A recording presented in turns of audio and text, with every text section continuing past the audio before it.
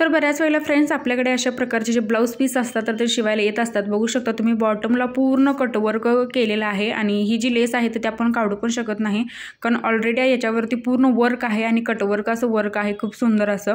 आणि आता आपण याला अस्तर जॉईंट कसं करायचं तर ते बघणार आहोत, कारण आता ज्या ट्रेंडिंगच्या साड्या आहेत तर त्या पूर्ण ज्या लेस आहे तर त्या पूर्ण त्याला अटॅच असतात, तर त्या आपण काढू पण शकत नाही।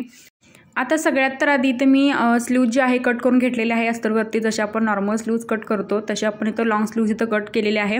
आता जितकं पण तुमचं हात उंचीचं माप असेल त्याच्या अर्धा इंच एक्स्ट्रा आपण इथं घेतलेलं आहे माप।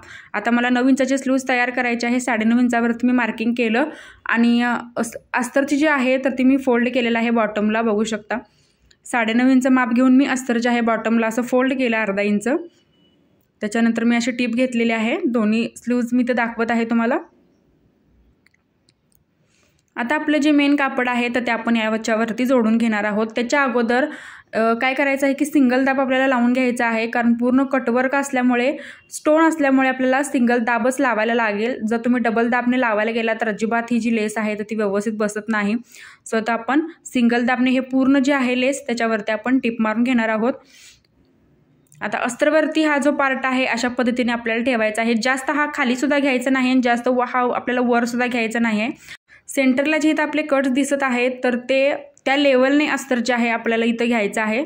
जास्त अस्तर जर तुम्ही खाली घेतला तर त्या डिझाईनच्या खाली ते अस्तर दिसतं आणि जास्तही वर जरी घेतला तरी ती डिझाईन जी आहे पूर्ण पलटी झाल्यासारखे होते। तर त्यामुळे जिथं सेंटरचे पॉईंट आहे तिथंपर्यंतच आपण जे अस्तर आहे तर ते घ्यायचं आहे। आता इथं बघू शकता मी सिंगल दाबने इथं पूर्ण जे वर्क आहे त्याच्यावरती मी अशी साईडला एकदम त्याच्या कॉर्नरला मी टिप मारून घेणार आहे। आता तुमचं जर तुमची लेस जी आहे तर ते एकदम स्ट्रेट असेल तर तुम्ही एकदम स्ट्रेट टिप मारू शकता। आता जसं की हा कर्व शेप आहे अर्धगोल जे आहे तर ते डिझाईन जे आहे शेप तर तो त्या शेपनुसार मी जी टिप आहे तर ती घेणार आहे सिंगल दाबने।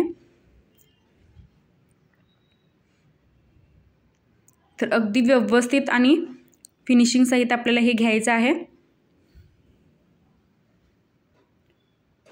आता याच्यामध्ये पण बऱ्याच वेळेला काय होतं बघा की तुम्ही दोन्ही स्लीव्ज तयार केल्यानंतर एक मोठी तरी होणार किंवा एक लहान तरी होणार, त्यासाठी आपण काय करायचं लेंथ जे आहेत आपल्याला अजिबात कट करायची नाही। दोन्ही स्लीव्ज ज्यावेळी तयार होतील त्यावेळेस आपल्याला माप घेऊन जी लेंथ आहे तर ती तयार करायची आहे।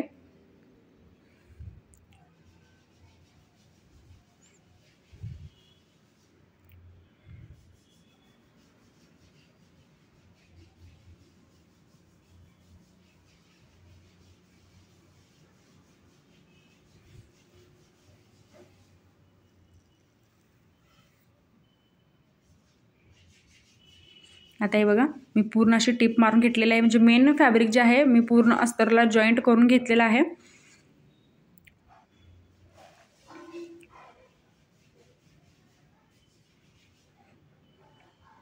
आता हे बघू शकता तुम्ही कशा पद्धतीने जे अस्तर आहे मी आतल्या साईडला जोडून घेतलेलं आहे। त्याच्यानंतर मेन कापड आणि आपलं जे अस्तर आहे पूर्ण इथं जॉईंट करून घ्यायचं।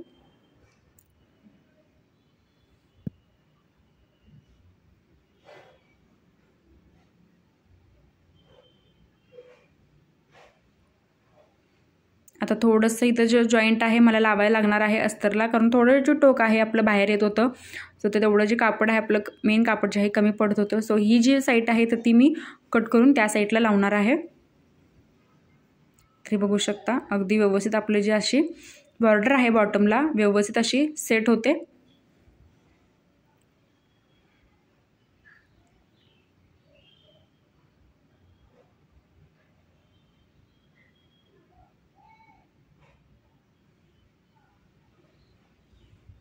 तर आता एक्स्ट्राचं सगळं कापड जे आहे आपण हे पूर्ण कटिंग करून घ्यायचं आहे।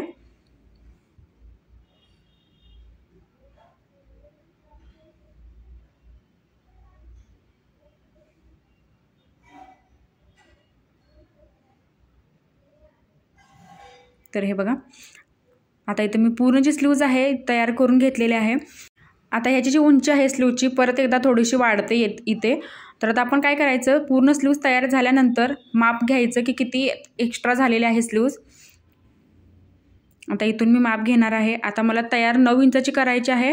सो इथे मी 9.5 इंचावरती जी मार्किंग आहे केलेलं, मी जी टीप मारलेली आहे तर त्या टीप मी पूर्ण एकदम काटोकाट इथं कट करून घेणार आहे. म्हणजे 9.5 इंच प्रॉपर आपली जी स्लीव्ज आहे तर ती आपल्याला विदाऊट स्टिचिंगशिवाय तयार करायची आहे. स्टिच केल्यानंतर आपली प्रॉपर 9 इंचाची स्लीव्ज जी आहे ती रेडी होते. आता इथं बघू शकता 9.5 इंच झालेलं आहे इथं स्लीवचं माप. तर हे बघा स्लीवचं माप 9.5 इंच झालं. आपण अर्धा इंच शोल्डरमध्ये जॉईंट केल्यानंतर प्रॉपर आपली 9 इंचाची जी स्लीव्ज आहे तर ती तयार होते. सो फ्रेंड्स, आजचा व्हिडिओ तुम्हाला कसा वाटला हे कमेंटमध्ये नक्कीच सांगा. आणि माझ्या चॅनलवरती जर तुम्ही नवीन असाल तर सबस्क्राईब नक्की करा. सोबत बेल आयकॉनलाही प्रेस करा, जेणेकरून जो व्हिडिओ मी अपलोड करेल त्याची नोटिफिकेशन सगळ्यात येते तुमच्याकडे. नेक्स्ट व्हिडिओ तुम्हाला कोणता बघायचा आहे तेही मला कमेंट करून सांगा. आणि व्हिडिओ शेवटपर्यंत बघितल्याबद्दल अगदी मनापासून धन्यवाद.